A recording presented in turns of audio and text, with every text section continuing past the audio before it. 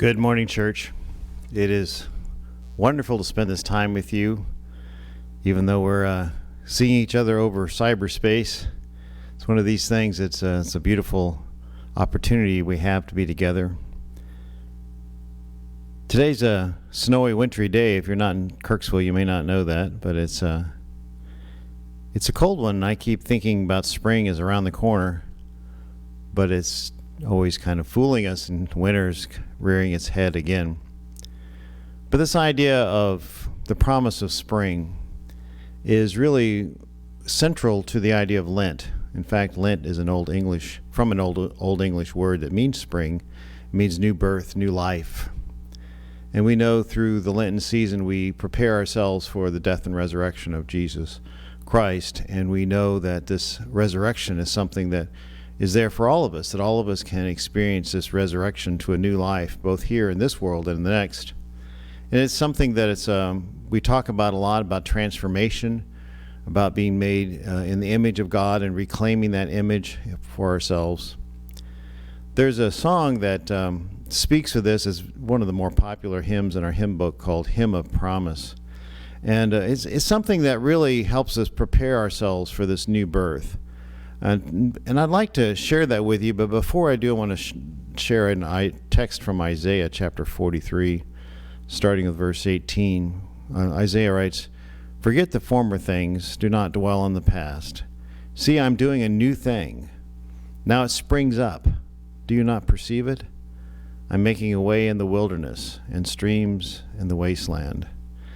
This last week we talked about Jesus' 40 days in the wilderness, and we talked about how each of us go through wilderness experiences at times in our lives, and sometimes we're just so anxious to get out of the wilderness that we don't take time to notice the streams of life that flow through that.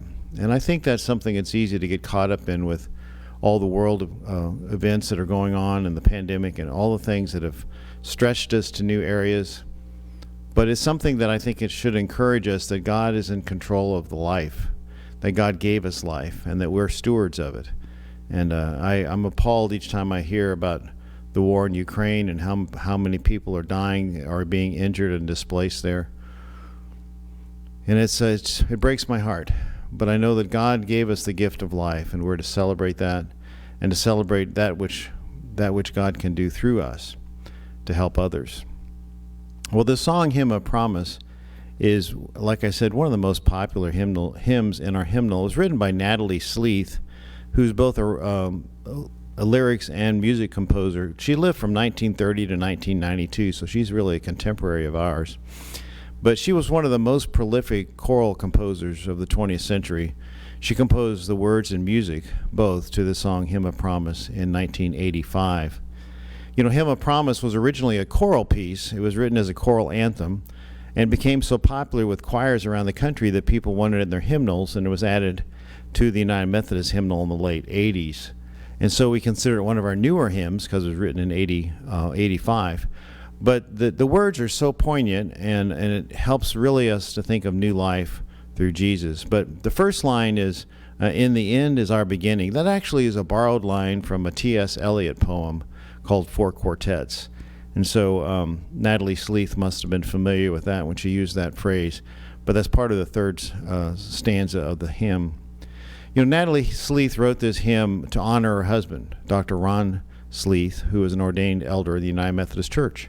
And he is a professor of homiletics or preaching at several seminaries around the country.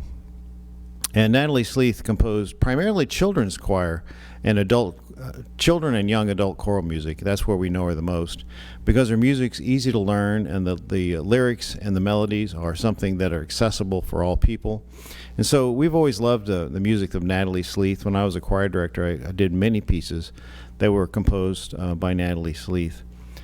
But as I said, Hymn of Promise is very popular, and I think you probably will know the words, and I encourage you to sing along. And think about what it's telling us, that there is a promise of new life ahead, that God has never abandoned us and never forsaken us, and yet it's hard to wait sometimes, like it is hard for me to wait for spring. But I have seen some flowers busting up through the ground, and I know that it's coming. So let's sing together, Hymn of Promise.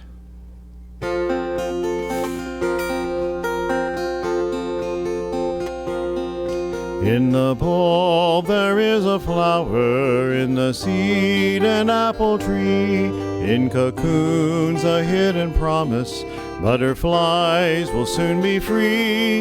In the cold and snow of winter there's a spring that waits to be unrevealed until its season, something God alone can see. There's a song in every silence, seeking word and melody.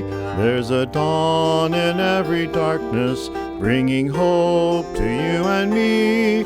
From the past will come the future, what it holds a mystery, unrevealed until its season, something God alone can see.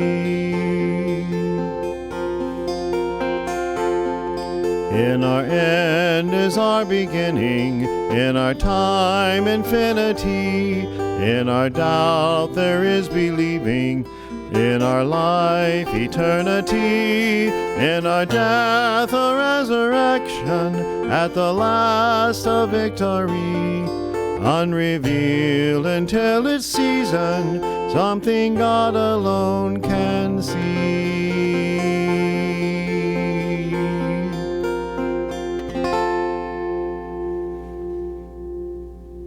Well, I'd like to send you on your way today, reminding you that in the bulb there's a flower, in the seed an apple tree, in cocoons a hidden promise.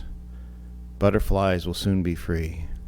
And I think that relates to each of us as we allow God to enter into our hearts and transform us into the people that God would have us to be, people who are loving and just and kind, and look out for the goodwill of others. Go in peace and have a beautiful day.